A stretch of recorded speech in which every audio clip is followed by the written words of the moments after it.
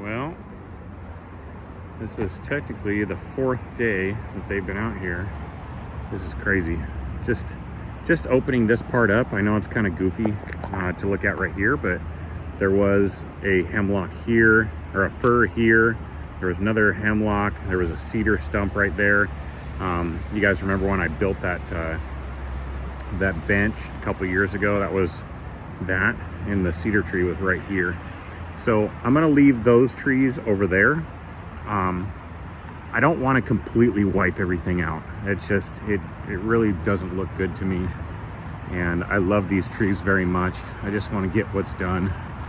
But here's our future road. Still got a couple logs, or a couple truckloads.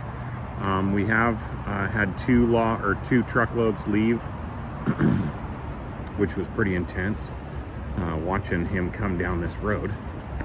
And I mean, this is pretty steep, but he made it. And gotta say, those guys are pretty talented, especially when it comes to getting paid. But you know, there are a couple trees along the side. I'm debating whether or not, like this, a lot of that root ball is showing.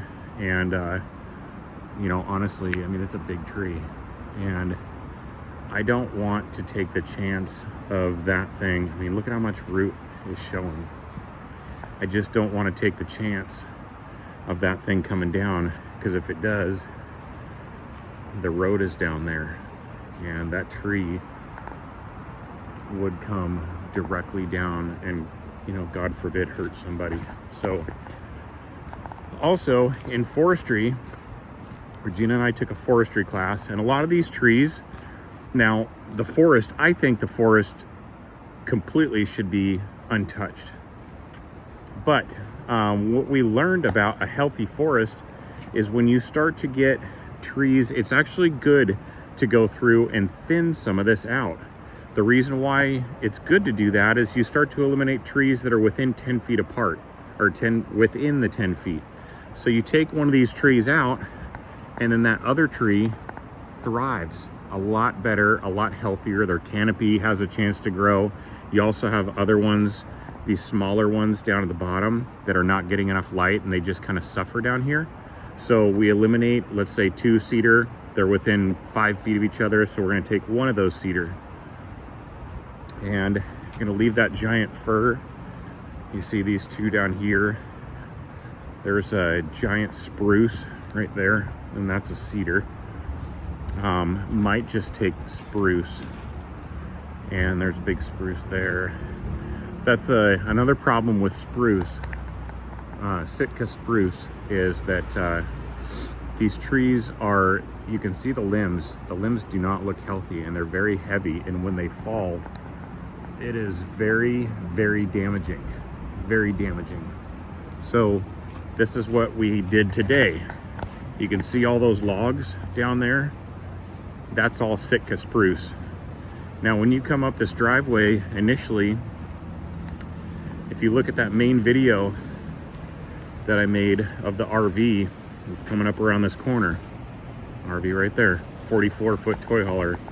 And the road only went to like right there. And it was hard because the RV was starting to slip down into this creek. But look at this. I think they brought down probably 10 to 12 trees today. And I have a plan to remove these stumps. I want to remove these stumps because I don't think that's aesthetically pleasing to look at. Let's go up on the top and check it out more. There was one cedar in there that was right there. Now this one, initially we want to be able to open this road, widen this road a little bit more. Well, the only way we can do that is eliminate these. Not to mention, these are all spruce. There's one cedar, more spruce trees. Yeah, see that? See how big those things are? Just kind of crazy to look back in here. Earlier, I think maybe not last summer, but the summer before, I actually cleared a bunch up here with a little mini excavator, and We're thinking about doing an Airbnb up there, but there was a big fir here. There was a cedar there, or a fir there.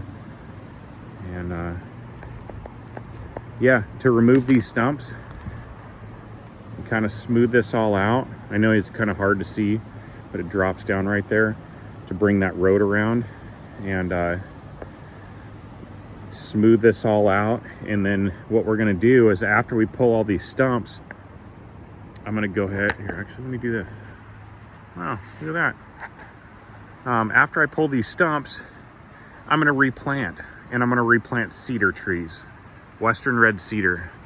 Western red cedar grow amazing here in Western Washington. That's predominantly the most of the trees that we have around here. There's a lot of hemlock, fir, Douglas fir, noble fir, but Western red cedar are amazing. It's what I built my lodge out of. And it's what a lot of fences, a lot of decorative paneling on the inside. If you've ever smelt Western red cedar, it's just amazing. And it's a beautiful tree. And I want to replace these spruce with Western red cedar. And I just think that ultimately it's gonna be beautiful. And it's very, let me turn this camera around.